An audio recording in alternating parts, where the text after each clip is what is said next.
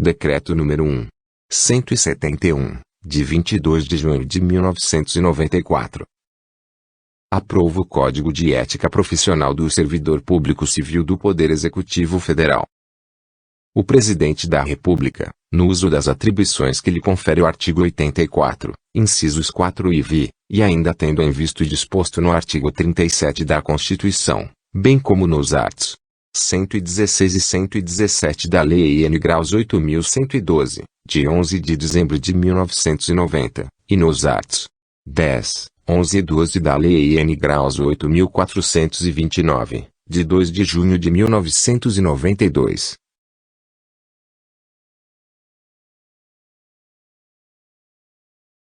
Art. 1 grau fica aprovado o Código de Ética Profissional do Servidor Público Civil do Poder Executivo Federal, que com S baixa. Artigo 2 graus os órgãos e entidades da Administração Pública Federal direta e indireta implementarão, em 60 dias, as providências necessárias à plena vigência do Código de Ética, inclusive mediante a constituição da respectiva Comissão de Ética, integrada por 3 servidores ou empregados titulares de cargo efetivo ou emprego permanente.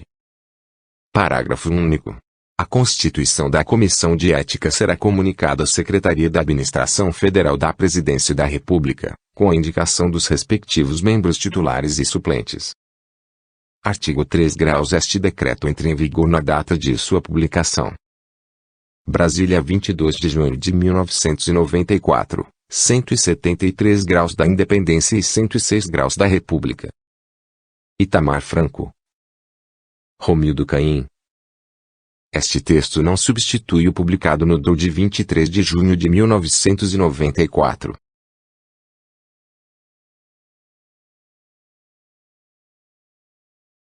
Código de Ética Profissional do Servidor Público Civil do Poder Executivo Federal. Capítulo 1º. Seção 1ª. Das regras deontológicas. A dignidade, o decoro, o zelo, a eficácia e a consciência dos princípios morais são primados maiores que devem nortear o servidor público, seja no exercício do cargo ou função, ou fora dele, já que refletirá o exercício da vocação do próprio poder estatal. Seus atos, comportamentos e atitudes serão direcionados para a preservação da honra e da tradição dos serviços públicos. 2. O servidor público não poderá jamais desprezar o elemento ético de sua conduta. Assim, não terá que decidir somente entre o legal e o ilegal, o justo e o injusto, o conveniente e o inconveniente, o oportuno e o inoportuno, mas principalmente entre o honesto e o desonesto, consoante as regras contidas no artigo 37, caput, e parágrafo 4 graus, da Constituição Federal.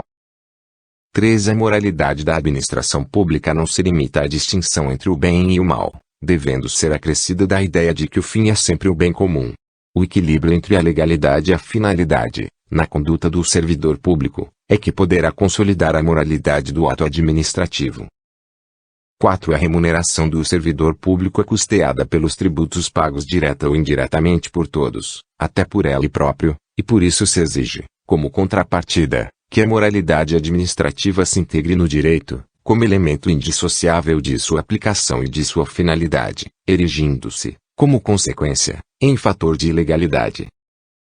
V. O trabalho desenvolvido pelo servidor público perante a comunidade deve ser entendido como acréscimo ao seu próprio bem-estar, já que, como cidadão, integrante da sociedade, o êxito desse trabalho pode ser considerado como seu maior patrimônio.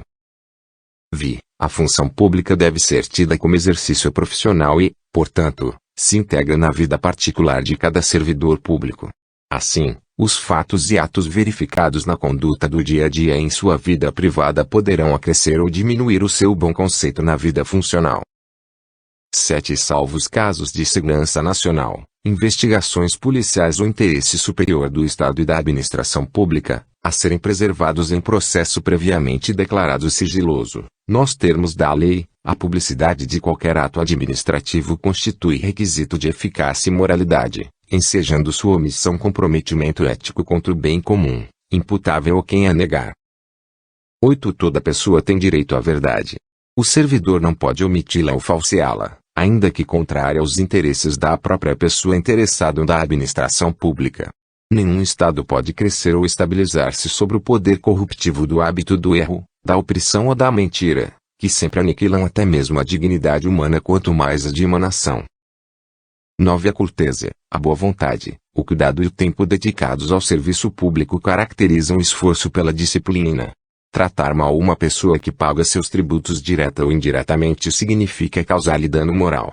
Da mesma forma, causar dano a qualquer bem pertencente ao patrimônio público, deteriorando-o, por descuido ou má vontade, não constitui apenas uma ofensa ao equipamento e às instalações ou ao Estado, mas a todos os homens de boa vontade que dedicaram sua inteligência, seu tempo, suas esperanças e seus esforços para construí-los.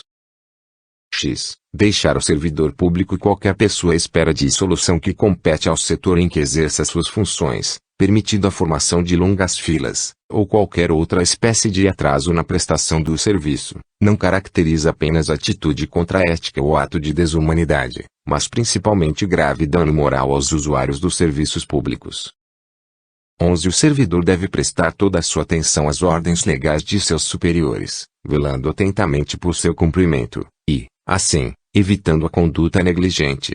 Os repetidos erros, o descaso e o acúmulo de desvios tornam-se, às vezes, difíceis de corrigir e caracterizam até mesmo imprudência no desempenho da função pública. 12. Toda ausência injustificada do servidor de seu local de trabalho é fator de desmoralização do serviço público, o que quase sempre conduz à desordem nas relações humanas. 13. O servidor que trabalha em harmonia com a estrutura organizacional, respeitando seus colegas e cada concidadão, colabore de todos pode receber colaboração, pois sua atividade pública é a grande oportunidade para o crescimento e o engrandecimento da nação. Seção 2. Dos principais deveres do servidor público. 14 são deveres fundamentais do servidor público. A. Exercer, a tempo, as atribuições do cargo, função ou emprego público de que seja titular. B. Exercer suas atribuições com rapidez, perfeição e rendimento, pondo fim ou procurando prioritariamente resolver situações procrastinatórias, principalmente diante de filas ou de qualquer outra espécie de atraso na prestação dos serviços pelo setor em que exerça suas atribuições, com o fim de evitar dano moral ao usuário. C. Ser probo, reto, leal e justo, demonstrando toda a integridade do seu caráter, escolhendo sempre, quando estiver diante de duas opções, a melhor e a mais vantajosa para o bem comum. D. Jamais retardar qualquer prestação de contas, condição essencial da gestão dos bens, direitos e serviços da coletividade a seu cargo. E. Tratar cuidadosamente os usuários dos serviços aperfeiçoando o processo de comunicação e contato com o público. F. Ter consciência de que seu trabalho é regido por princípios éticos que se materializam na adequada prestação dos serviços públicos. G. Ser cortês, ter urbanidade, disponibilidade e atenção, respeitando a capacidade e as limitações individuais de todos os usuários do serviço público, sem qualquer espécie de preconceito ou distinção de raça, sexo, nacionalidade, cor, idade, religião, cunho político e posição social, abstendo-se, dessa forma, de causar-lhes dano moral. H. Ter respeito à hierarquia, porém sem nenhum temor de representar contra qualquer comprometimento indevido da estrutura em que se funda o poder estatal. I. Resistir a todas as pressões de superiores hierárquicos, de contratantes, interessados e outros que visem obter quaisquer favores, benesses ou vantagens indevidas em decorrência de ações imorais, ilegais ou éticas e denunciá-las. J. Zelar, no exercício do direito de greve, pelas exigências específicas da defesa da vida e da segurança coletiva. L. Ser assíduo e frequente ao serviço, na certeza de que sua ausência provoca danos ao trabalho ordenado, refletindo negativamente em todo o sistema. M. Comunicar imediatamente a seus superiores todo e qualquer ato ou fato contrário ao interesse público, exigindo as providências cabíveis. N. Manter limpo e em perfeita ordem o local de trabalho, seguindo os métodos mais adequados à sua organização e distribuição.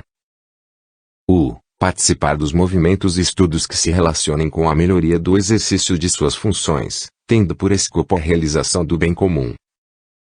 P. Apresentar-se ao trabalho com vestimentas adequadas ao exercício da função. Q. Manter-se atualizado com as instruções, as normas de serviço e a legislação pertinentes ao órgão onde exerce suas funções. R. Cumprir, de acordo com as normas do serviço e as instruções superiores, as tarefas de seu cargo ou função, tanto quanto possível, com critério, segurança e rapidez, mantendo tudo sempre em boa ordem. S. Facilitar a fiscalização de todos os atos ou serviços por quem de direito. T. Exercer com estrita moderação as prerrogativas funcionais que lhe sejam atribuídas, abstendo-se de fazê-lo contrariamente aos legítimos interesses dos usuários do serviço público e dos jurisdicionados administrativos. U. Abster-se, de forma absoluta, de exercer sua função, poder ou autoridade com finalidade estranha ao interesse público, mesmo que observando as formalidades legais e não cometendo qualquer violação expressa à lei. V. Divulgar e informar a todos os integrantes da sua classe sobre a existência deste código de ética, estimulando seu integral cumprimento. Seção 3ª. Das vedações ao servidor público. 15. Vedado ao servidor público. A. O uso do cargo ou função, facilidades, amizades, tempo, posição e influências, para obter qualquer favorecimento, para si ou para outrem. B. Prejudicar deliberadamente a reputação de outros servidores ou de cidadãos que deles dependam. C. Ser, em função de seu espírito de solidariedade, conivente com erro ou infração a este código de ética ou código de ética de sua profissão. D. Usar de artifícios para procrastinar ou dificultar o exercício regular de direito por qualquer pessoa, causando-lhe dano moral ou material. E. Deixar de utilizar os avanços técnicos e científicos ao seu alcance ou do seu conhecimento para atendimento do seu mister. F. Permitir que perseguições, simpatias, antipatias, caprichos, paixões ou interesses de ordem pessoal interfiram no trato com o público, com os jurisdicionados administrativos ou com colegas hierarquicamente superiores ou inferiores. G. Pleitear, solicitar, provocar, sugerir ou receber qualquer tipo de ajuda financeira, gratificação, prêmio, comissão, doação ou vantagem de qualquer espécie, para si, familiares ou qualquer pessoa, para o cumprimento da sua missão ou para influenciar outro servidor para o mesmo fim. H. Alterar ou deturpar o teor de documentos que devem caminhar para providências. I. Iludir ou tentar iludir qualquer pessoa que necessite do atendimento em serviços públicos. J. Desviar servidor público para atendimento a interesse particular. L. Retirar da repartição pública, sem estar legalmente autorizado, qualquer documento, livro ou bem pertencente ao patrimônio público. M. Fazer uso de informações privilegiadas obtidas no âmbito interno de seu serviço, em benefício próprio, de parentes, de amigos ou de terceiros. N. Apresentar-se embriagado no serviço ou fora dele habitualmente. U. Dar o seu concurso a qualquer instituição que atente contra a moral, a honestidade ou a dignidade da pessoa humana. P. Exercer atividade profissional ética ou ligar o seu nome a empreendimentos de cunho duvidoso. Capítulo 2. Das comissões de ética.